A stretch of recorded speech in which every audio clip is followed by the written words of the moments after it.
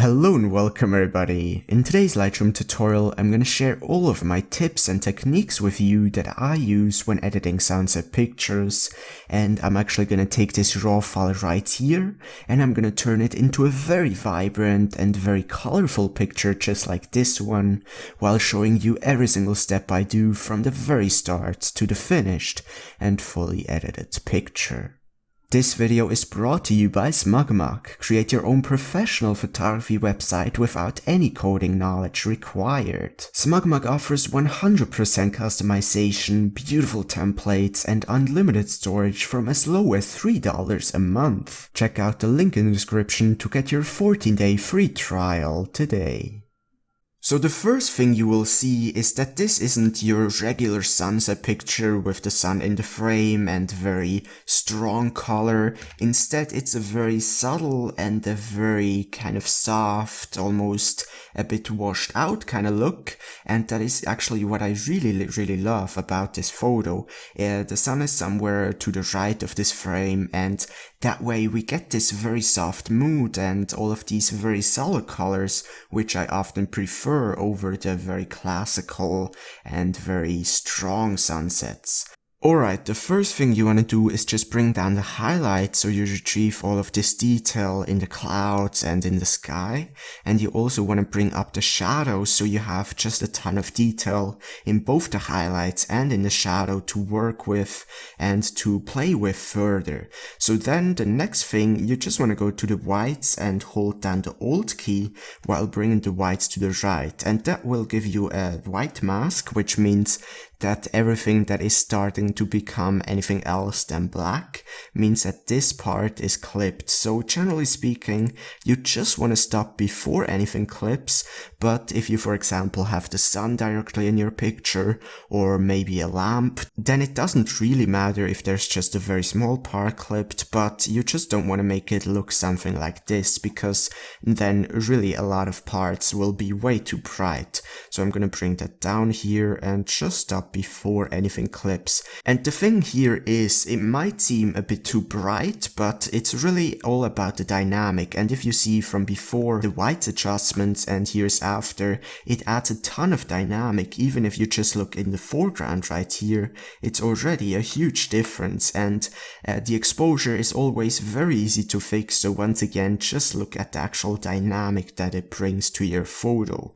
In fact, I'm actually going to grab a graduated filter here and just drag it over the sky to fix the exposure. And you know, I'm gonna go further in detail on the local adjustments. I'm gonna add some more graduated filters after I'm done with the global adjustments, but I just wanted to fix the exposure in the sky. And you see we have a nicely exposed overall picture, but with the whites we have just a ton more dynamic. Then the next thing you probably would want to adjust would be the contrast, and here just go a little bit towards the right, usually not too much, around 20 to 30 works pretty well in most of the cases, and that is just to give a little bit of a pop, a little bit of additional, you know, a punch to the picture that you've lost through the raw file, and I think it works really well. Then the blacks are also very important. It's kind of a separate way of contrast, but instead of contrast, which pretty much affects the whole picture relatively evenly, the blacks really just affect the dark and shadow portions much more than the bright ones. So you kind of want to watch out that you don't go too far, otherwise you might end up with very large parts with just pure black in your photo. But you know, if you want to go for the minus blacks look, then I would suggest you to also go around minus 30, works pretty well in quite a lot of the cases. But the other way you can go for is to bring up the blacks and bring the contrast even further to the right. And you know, it's a very different kind of look, but at the end you have to decide for yourself. Of course, by bringing up the blacks, that kind of allows you to bring the contrast slider more towards the right without actually clipping any dark parts. But personally, I usually don't really do that. Instead, I really like the minus blacks look, and I think I'm just gonna stick there with this particular photo as well. Then clarity is a very important slider as well, and here I think a lot of people just go into the plus clarity no matter what. And while it may work in some sunset pictures, generally speaking, especially if you don't have your sun in the photo and it's such a soft and kind of subtle color picture just like this one, I really like to go into the minus clarity. And that way you just help the mood of the picture, you make everything a bit more soft and dreamy almost, which I think works really well compared to the plus clarity or even just the zero clarity. Of course, you don't want to like go minus 100 where you have everything washed out and there aren't any textures anymore in your photo, but around minus 25, minus 20 works pretty well in quite a lot of the cases. So let's just quickly see where we started at and where we've gotten from left to right. It's already quite a bit of a difference, but we're of course nowhere near done yet. So let's go to the temperature slider. And the temperature slider is probably also one of the most important sliders in all of Lightroom if you're editing a sunset. And here I got a little trick, and a lot of people will just go into the, warms a ton and make it look something like this. And while this is definitely an option that you could go for, the thing I really like to do is go in between the cold and the warm tones, which means I still want some warm tones in the photo, but I also want some blues. I don't want to lose the blues because then you have just a lot less color, which I think is really a loss to your photo. So just go in between, make sure you still have some blues, you still have some warm tones, and just stick there. Keep in mind that this is just a very, rough overall kind of color look, and we're gonna definitely adjust that further with the split toning as well as some local adjustments later on. But before I do that, let's go to tint, and especially in sunset pictures, I really like to go a little bit into the magenta. Works a lot better than the kind of greenish look that you would have otherwise, or even a very neutral look like this. And lastly, we would have the vibrance and saturation tool. And here, if you're editing a raw file, of course, you're gonna start off with a relatively washed out, neutral looking picture. And since you have a sunset, you really want to make these colors pop with the vibrance and saturation. Now, sometimes it can work to go into the plus saturation, although generally speaking, saturation adds color less subtle than the vibrance. So in my normal non-sunset pictures, I usually like to go with the vibrance more than the saturation, but in sunset pictures, it oftentimes works if you adjust both of these sliders and just find a nice in-between. And here again, I wouldn't go too far because then you're just gonna make it look a bit unnatural, and if that's a look that you like, then go for it. But personally, I really like this kind of still colorful but not overdone look. So I'm just gonna stick there, and I think we're finally done with the basics adjustments. Don't worry, the other adjustments won't be as in-depth and as long as this one. The basics is really one of the most important tools in all of Lightroom, and once again, if we see here before any adjustments and to the right is after, we already have kind of more different colors, a lot of detail in the clouds of course, but once again, nowhere near done yet. So then, let's go down to the tonal curve, and the thing that I love to do here is just to bring up the highlights. And you might think, why would you bring up the highlights here and bring down the highlights in the basics adjustments? Well, the reason for that is the highlights in the basics adjustments really affect the overall bright parts, the entire sky here, whereas the highlights in the tonal curve really just affect the very bright parts of your photo. So very different, and I really like to go minus with the highlights in the basics adjustments, but go up with the highlights in the tonal curve to get even more dynamic. And if you see here from before to after, I think it makes it look so much more interesting, it gives it a punch and a lot of dynamic. Then the rest of these sliders in the tonal curve, it's hard for me to really tell you what to do with them because it's so different with every single picture, but just go with plus. dryness and see what it does, and at the end stick with whatever you like best. So here I think I'm gonna go a little bit down into the lights and the darks. Let's just see here, maybe even go a bit down into the darks, although not too much, and shadows really just affect the very dark parts of your picture, whereas the shadows in the basics adjustments really just affect kind of the overall dark-ish portions of your photo. So keep that in mind while you're adjusting these sliders. Then you would also have point curve, but I generally don't adjust these, especially in soft pictures. It doesn't really work because it enhances the very fine and very structured and detailed contrast in your picture. So I'm just gonna leave that at linear, but feel free to play around with it. HSL tool, while it may not have the biggest impact, and I actually leave it out quite a lot of the times, I think in sunset pictures it does have a bigger impact than in a lot of other pictures, and I mean, it's up to you if you wanna even bother with this tool or not, but I'm gonna just show you here because I really wanna show you every single step on how to get the best possible picture. So I'm gonna go to hue here and just grab this little pinpointer and go over a color in your photo and just bring up and down the mouse itself while holding down the left mouse click and just see how the color changes, and you know, stick with whatever you like best. Also not really the best thing to say in a tutorial, but it's really super different with every single picture. The only thing you have to kind of look out here is these HSL tool sliders, you pretty much just have green, you have blue, and you have orange, and maybe some other colors, but you can't really change the different hues of some greens, for example, so just be aware of that. Pretty much green is green, blue is blue, and orange is orange when it comes to the HSL tool. So I've already adjusted the greens, let's go over the blues and just see if there is anything that I like better, and I think I'm just gonna bring these sliders a bit to the right, and lastly go to the oranges and maybe go a little bit into the down here. So the reason I'm using the points, this little pinpointer instead of the sliders directly, is because some colors are, you know, for example, orange is made out of yellow and orange, so it's a really great thing to just go over the color and it will kind of select automatically how much yellow and how much orange there is in it. So that's just a great thing to adjust it.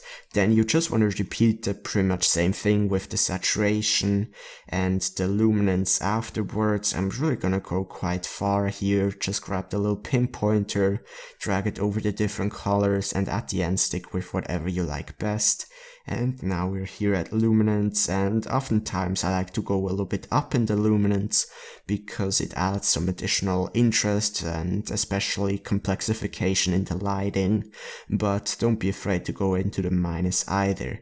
So let's go to orange lastly, and I think I'm gonna bring that down just to pronounce this color a bit more. And once again, there's not really anything in particular that I can say go -7 there and go +4 there. So that's also why I leave this tool out in quite a lot of my videos. But if I show you before any HSL tool adjustments and here's after, now I'm not sure how well you're gonna be able to see this on video, but in person it's definitely a pretty significant difference, while not being maybe as big of a difference as bringing up the shadows or anything like that.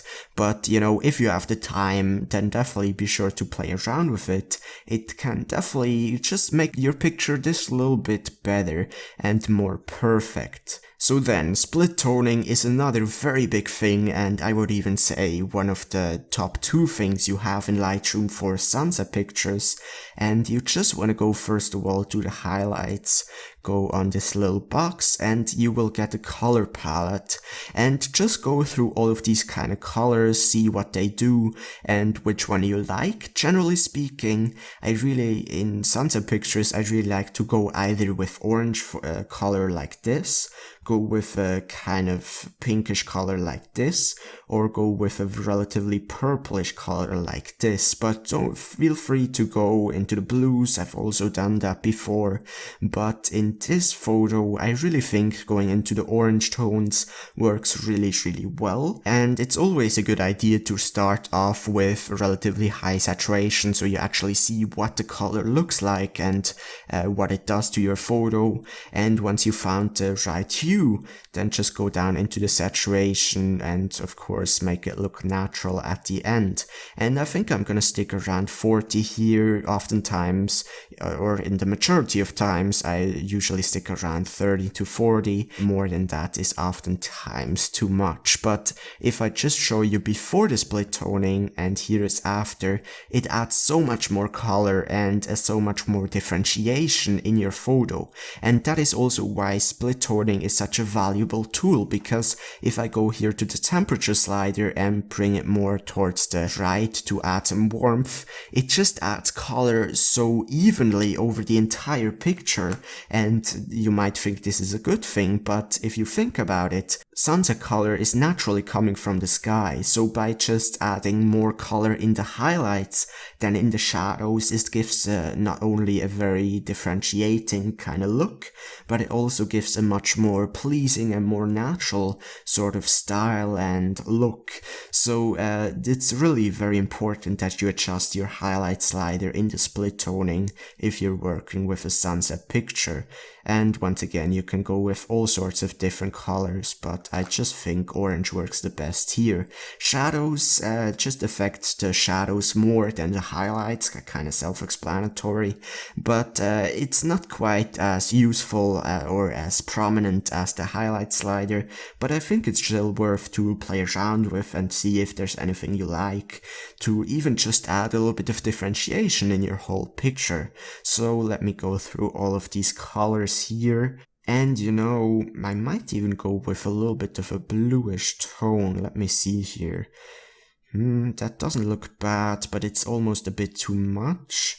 Yeah, I think I'm actually gonna go with kind of a light blue, maybe a little bit purple hue right here, and just add a little bit to give a little bit more differentiation. And you see, it doesn't have that big of a difference as the highlights from before to after the shadow adjustments, but in person, it definitely, you know, is one step closer to making your picture perfect. So let's just see before any split toning, and here is after. Adds a ton of color, ton of interest, and I think it really makes the picture look so much better.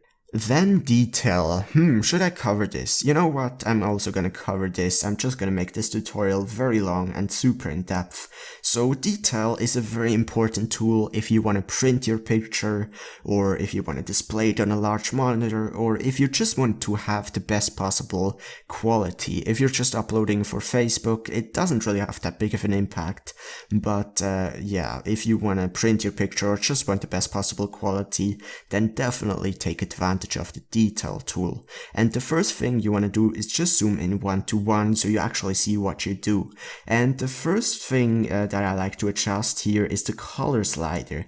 And what this will do is get rid of the purple and green sensor noise in your photo. And this is a thing that I think a lot of people don't even realize or don't even think about, that there is any purple or green sensor noise in the photo, because you really only see the difference if you see it from before to after. So as I go here into the color noise reduction towards the right quite far, you see everything becomes so much cleaner. And as I go here to the default, especially if you look here in the relatively dark shadow portions from before to after, it just removes all of this purple and green sensor noise and it makes everything look so much cleaner and a lot better.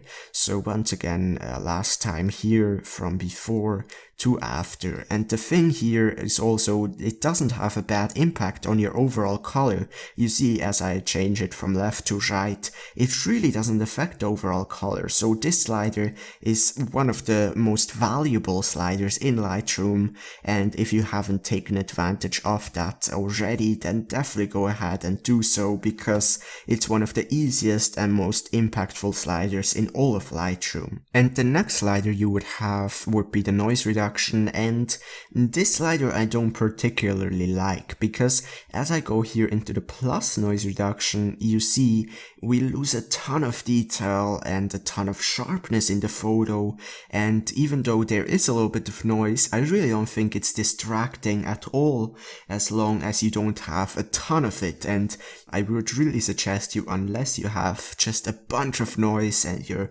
picture is filled with it, don't even worry about this slider, because once again, especially if you look at these trees and these leaves in the trees, as I go even into the plus 30, it takes away so much detail and so much texture. So I'm just gonna leave that at 0 for here. But up here we have a really valuable slider, and that is sharpening. And sharpening will just help you to give more, the most sharpness, the most detail out of your picture. And this particular photo was taken with a Canon 18-55 kit lens, which, as we all know, isn't the sharpest lens in the world. So I would suggest, if you have a very inexpensive, not very sharp lens, go around 50 to maybe 70 into the plus sharpening.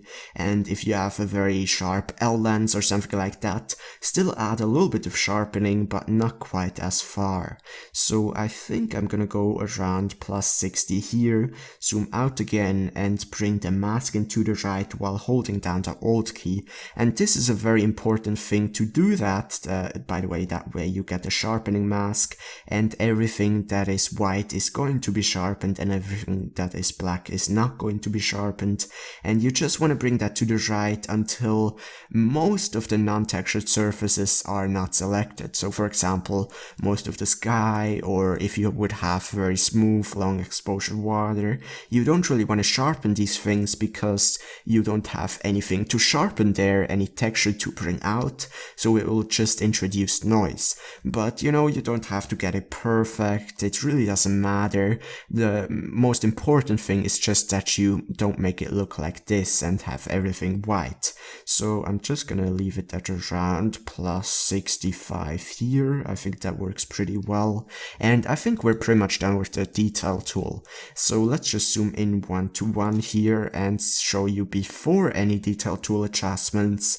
And here is after. It's really a very big difference. So let's go on to the next one, which is lens corrections, and here just go to color, remove chromatic aberration, relatively self-explanatory, by the way does a great job and in most cases is enough, and this will just get rid of the purple and green fringing on the high contrast edges.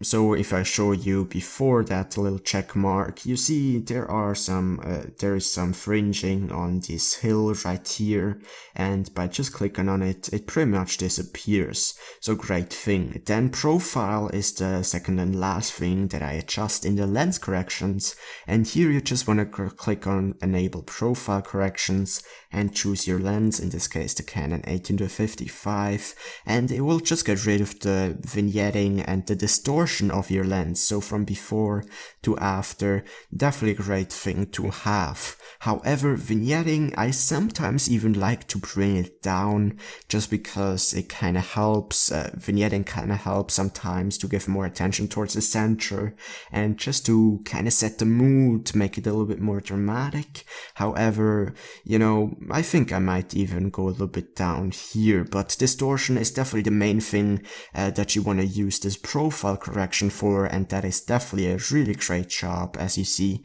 once again from before to after. And speaking of vignetting, down here at the effects, the only thing that you pretty much can do here is add additional vignetting, and this is a thing that I actually use quite a lot of the times.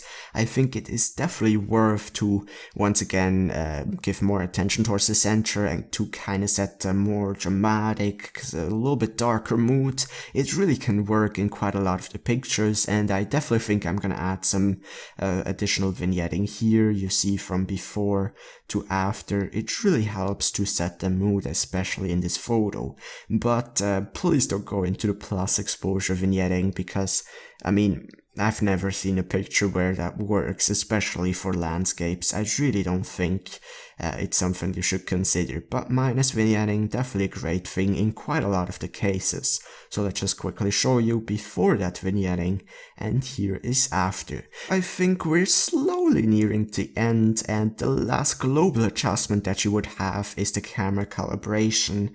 And the first thing, profile, you just want to go through all of these different profiles, and what this will do is change the color, the kind of contrast, as well as the kind of lighting scheme of your photo. Now, some people have asked me before, why don't I do this first? And the thing is, you can do this first, but you really don't see what it does until you have done all of these other adjustments, because as you see from before to after, this is a very different picture. So if you would just go from the raw file to the profile adjustments in the camera calibration, you wouldn't really have any idea on how the picture is going to look like and what you can get from the profile correction. It's not really a great way for me to explain that, but I hope you get what I'm trying to say. Anyways, just go through all of these different profiles and at the end stick with whatever you like best. Camera landscape is a thing that I like quite a lot of the times, although it oftentimes is also too much and too saturated. So let's go through all of these other profiles and see what they do. I do like this one, although it's a bit too bright. Let's see, camera standard. I don't really like this one. So this is what we had before, and you know, this is very difficult because you have so many different choices, but I think at the end it's either between camera neutral or camera portrait or camera landscape. I think I actually like the camera landscape the best, and it definitely adds way too much saturation, but other than that, I think it adds quite a lot of color in a good way and quite a lot of interest and makes everything a bit brighter. But once again, it definitely added way too much saturation, so I'm gonna go back up to the basics adjustments and go down with the vibrance and saturation that I've added previously. And you know, there's really the great thing about Lightroom, sometimes you will stumble upon another adjustment that will really change the way your picture looks, and then you have to go back up and adjust something. And that's why I really love Lightroom, because you have all of these sliders and you can change anything at any given time. So let me just fine tune that here, and I think that actually works pretty well. Let's just show you here in the history how the picture looked before any camera profile changes. So here is before that, and here is after all of these other adjustments. It just adds a little bit more color, a little bit more dynamic, and I really think it works actually. Maybe it did make the picture a bit too bright, so let me try to go just a little bit into the minus exposure. So yeah, I think that works. Then the next thing you would have, and pretty much the last thing in the global adjustments, would be the primary color sliders, and they adjust the primary color. Wow, what a surprise. But if I, for example, go here into the plus hue for the blues, you also see it also adjusts the green. So you really can take it, or you can't really pre-plan on what you want to do here. You really have to just change all of these sliders and at the end stick with whatever you like best. So let me just see and go through all of these different sliders and see if there's anything I like better. Generally speaking, they don't really have that big of an impact on the photo, so I oftentimes also leave them out. But if you're still learning, I definitely think it's very valuable to at least try out and see what these sliders do. And of course, because this is an ultra in-depth tutorial, I'm also gonna take the time to change around these sliders. So we're here at the greens, just changing the hue, and it's a difficult one, maybe a little bit more towards the right, and the saturation, maybe even add a bit of green saturation, and lastly down here the blues. I don't think I'm really gonna change anything here, maybe just a bit more towards the right. And you know, pretty much all of these sliders, you don't want to go too far in either way. Really just a little bit into the plus, a little bit into the minus, and just see what it does.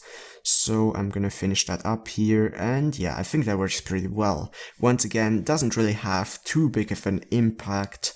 And if I go here into the history, let's see, here is before any of this primary color adjustment, and here is after. So you see, it's almost a negligible adjustment, and that is also why I leave it out in quite a lot of the cases. Although in some pictures it does a bit more than in this one. But anyways, here is before any of the camera calibration, and here is after.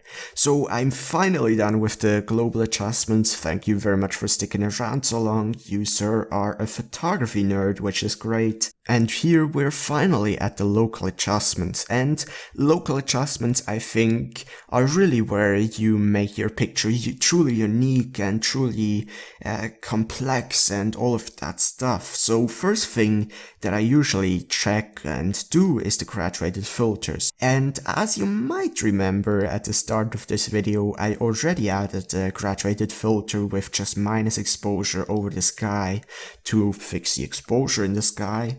And that definitely is a very good thing, and I think it definitely did its job.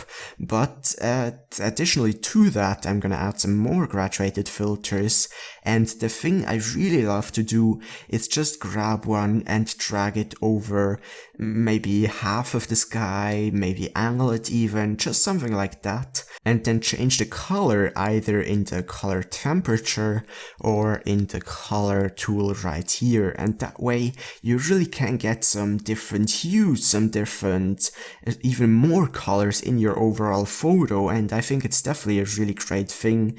Here I think I'm gonna add a little bit more different blue tones and maybe even make it really just over the very left, top left, and as you see from before that one to after, it just gives a little bit more differentiation in all of the blue hues, and depending on the picture you could for example grab another one over the right here.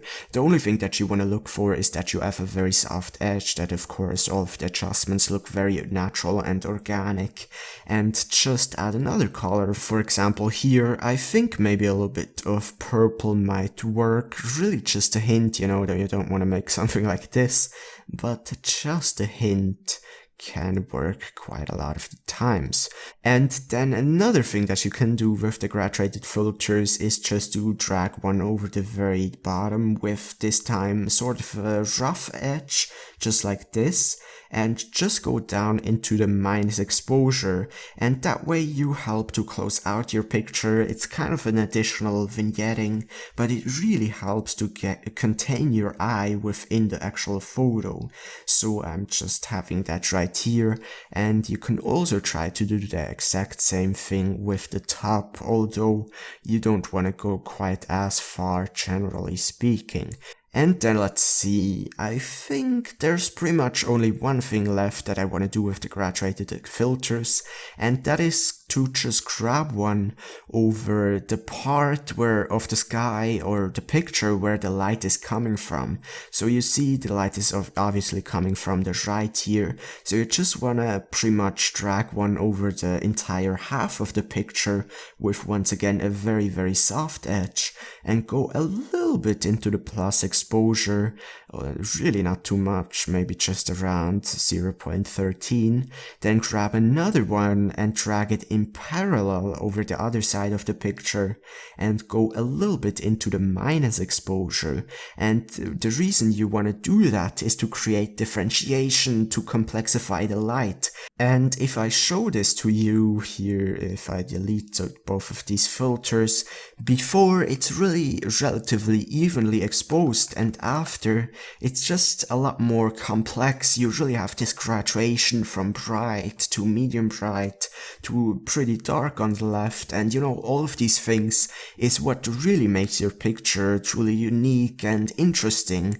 and I absolutely love that look here. And let's go to the adjustment brush, and pretty much the only thing that I use the adjustment brush for is to add additional vignetting. So for example, if you would just want some additional vignetting over the right corner here or over the left corner, I think the adjustment brush is a great way to do that. But other than that, I really don't use the adjustment brush for very much. So let's just see before that little bit of vignetting, and here's after. But now we really have some of the most important local adjustments, and that is dodge and burning, and I love to use the rail filter for that. Now dodge and burning is making individual parts of your photo darker or brighter, and that way you really create a lot of interest, you complexify the light even more, and it really has a very significant and a very dramatic impact in quite a lot of the pictures. So I really like to use the rail filter for that, although you could also use the adjustment brush, but with the rail filter you really have the softest edge and the most control over your adjustments. So the thing you just want to look out for is that the feather is to 100 and that you invert the mask. Then I'm just gonna grab a rail filter over the scene right here, and before I'm doing anything, you just want to look at the picture and see where is the lighting kind of dull, where is it a bit flat, where could I use some more exposure. And then really once you get that and you get some ideas where you might want to add or decrease some exposure, then drag a filter over some spot and go either into the minus or plus exposure. Personally I like to start off with the plus exposure, so I'm just gonna increase that one right here. And first thing, I just want to drag a filter over this part right here of the photo, because I thought this grass was a bit too dull, a bit too boring.